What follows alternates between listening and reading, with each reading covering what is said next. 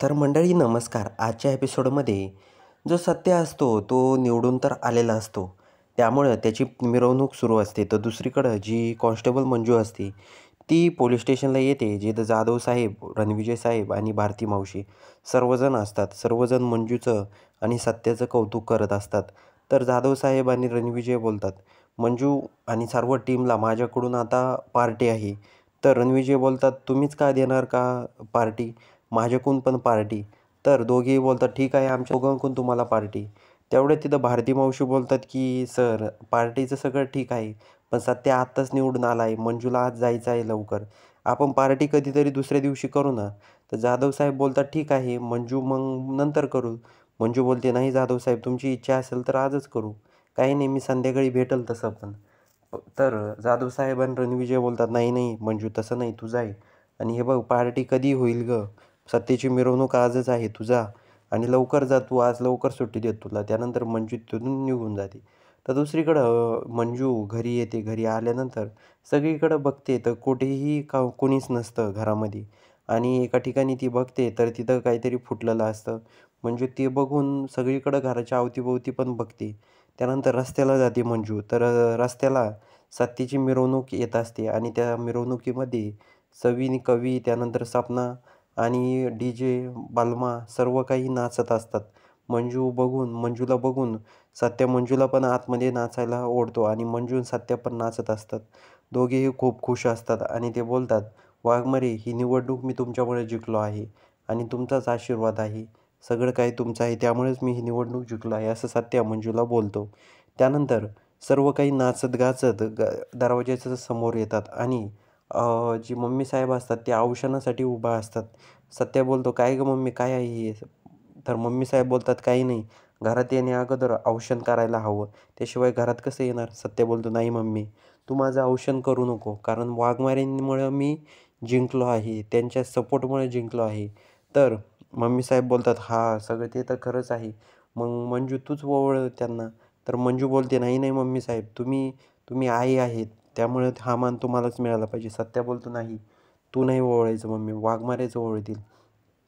तर मग त्यानंतर वाघमारे सत्याला ओवाळतात. सत्या आतमध्ये येतो. आतमध्ये आल्यानंतर ज्या मम्मी साहेब असतात, ते त्यांना की खूप आनंद झालेला असतो असं त्या सत्याला सांगतात. पण सत्या घरात आल्यानंतर ती फुलदाणी फुटलेली बघून सत्या मम्मी साहेबांना बोलतो. मम्मी साहेब बोलतात, "सत्या, तू निवडून आलाय, मला खूप आनंद झाला आहे." तर सत्या बोलतो, "ते दिसतंच आहे कोणाला किती आनंद झाला आहे." तर सत्या बोलतो, "मम्मी, मी तुला एक खरं सांगू का? मला खूप आनंद झाला आहे. तू निवडणुकीत हारली ना, त्याच्यामुळं मला खूप आनंद झाला आहे. कारण तू जर निवडून आली असती, तर तू लोकांचे पैसे खाल्ले असते. लोकांची कामं व्यवस्थित झाली नसती." असं सत्य बोलत असतो. आणि त्यानंतर जो सत्य असतो तो आतमध्ये निघून जातो. तर इकडं मम्मी साहेब आपल्या रूममध्ये येऊन रडायला लागतात. "ओ, ओ, ओ" असं करतात आणि त्यानंतर स जी सून आहे मम्मी साहेबांची ती येते आणि कवी पण तिथे येते. सपना आणि कवी आणि बोलतात, "मम्मी साहेब, तुम्ही असं काय रडताय?" तर मम्मी साहेब बोलते, "काय करणार आता? सत्यालाच वाटत होतं मी हारावा." तर जी सपना असते ती बोलते, "अहो, तुम्ही सगळं त्या कॉन्स्टेबल मंजूमुळे तुम्ही हारले आहे. आपल्या ॲक्सिडेंटल जाऊबाईमुळे तुम्ही हारले आहेत." असं ती बोलते. त्यानंतर ज्या मम्मी साहेब असतात त्या बोलतात, "हो, तिच्यामुळे सगळं काही झालं आहे. तिनं जर सत्याला निवडणुकीला उभं केलं नसतं, माझे जर दारूच्या बाटल्या अदली-बदली केल्या असत्या, तर मी निवडून आली असती." असं ती म्हणते. आता ज्या मम्मी साहेब असतात त्यांच्या मनामध्ये मंजूविषयी राग निर्माण झालेला असतो. तर दुसरीकडे जे मुकादम असतात, एका आंब्याला म्हैस बांधून ते तिथं बोलत असतात आणि म्हशीला बोलतात, "मी खरंच ना निवडून आलो असतो, तू पण माझ्याकडून रुसू नको. हे सगळं काही अवघड झालं आहे आता, पण जाऊ दे, हार मानायची नाही." तेवढ्यात तिथून मुकादमाची बायको येते आणि बोलते, "हो, चला घरात झोपायला." तर मुकादम बोलतो, "म्हैस बोलायला लागली, तू पण माझी मजा घ्यायला लागली का?" असं मुकादम बोलतो. तर तेवढ्यात तिथं मुकादमाची बायको येते आणि बोलते, "चला झोपायला." मुकादम बोलतो, "मी हिच्यासोबत जरा मन मोकळं करत होतो." मुकादमाची बायको बोलते, "काय तिच्यासोबत मन मोकळं करताय? तुमचा पराभव फक्त त्या सत्याच्या बायकोमुळं झालाय. नाहीतर सत्याला पण वाटत होतं का तो निवडून येईन म्हणून?" असं मुकादमाची बायको मुकादमाला बोलते. आपण त्या मंजूलाच काहीतरी केलं पाहिजे असं ते प्लॅन करतात.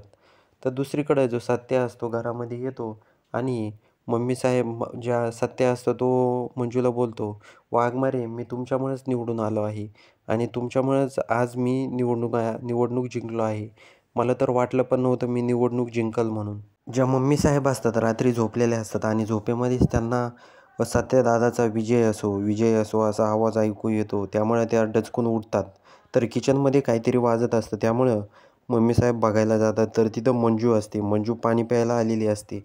तेवढ्यात तिथं ज्या मम्मीसाहेब असतात त्या बोलतात, की "आता या मंजूला सोडत नाही मी. हिला मारूनच टाकते. कारण हिच्यामुळेच माझा सर्वांसमोर अपमान झाला आहे." त्यानंतर ज्या मम्मीसाहेब असतात तिथून चाकू घेतात आणि हळूवार मंजूवर हमला करायला लागतात. तेवढ्यात मंजू हात धरते आणि हात झटकते. पण मम्मीसाहेब बोलतात, की "आता मी तुला सोडणार नाही. तुझ्यामुळेच एवढं काही कारस्थान झालं आहे." तर मंजू बोलते, "तुम्ही शुद्धीवर आहात का? तुम्ही जर माझ्यावर हमला केला तर जेलमध्ये जाताल." तर मम्मीसाहेब बोलतात, "मी जेलमध्ये जायला पण तयार आहे. पण तुला मी सोडणार नाही वाघमारे. तुझ्यामुळेच एवढं काही झालं आहे." तर मंजू बोलते, "किती जळत आहो. स्वतःचा मुलगा निवडून आला तरी देखील तुम्हाला आनंद नाही." तर मंजू बोलते, "तुम्ही गुमाने गप्प बसता का? का सर्वांना बोलवू इथं आणि गोळा करू?" असं मंजू धमकी देते. त्यानंतर ज्या मम्मीसाहेब असतात त्या शांत व्हायला लागतात. आता येणाऱ्या भागामध्ये काय होतं हे बघण्यासाठी चॅनलला सबस्क्राईब करा.